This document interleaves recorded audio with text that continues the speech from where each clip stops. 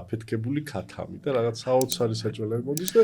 იყო ეგეთი ისტორია, წარმოგიდგენთ, სუპი არის და სუპში იმდენი ხანი იხარშება მოსწრებული და ქათამი რომ იმდენად ჩანთხლეული არის ეს ქათამი, ფაქტობრივად ქათამი არის ძაფებად რა და ამიტომ რომელიღაცა ენამოსწორებულმა პატიმარმა დაარქვა აფეთქებული ქათამი. რაზეც მე მოვიფიქრე ისტორია, რომ რატო იყო ეს ქათამი აფეთქებული, იმიტომ რომ მაგ პერიოდში თუ გახსოვთ მე მგონი გვანტანამოს ციხე რო დაიშალა და პატიმრები რო გაანაწილეს სხვადასხვა ციხეებში, ეგეთი ამბავი შემოვიდა ჩვენთან, რომელიღაც გაზეთიდან, რადიოთი, რომ რამოდენიმე პატიმარი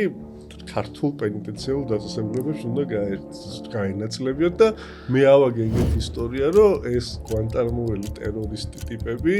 რომ მოყავთ დანის ციხეში, ისინი იწყებენ მუშაობას სამზარეულოში და აქვთ რაღაცა ტექნოლოგია, რომელთაც ქათამს ისე აფეთქებენ, რომ ეს ქათამი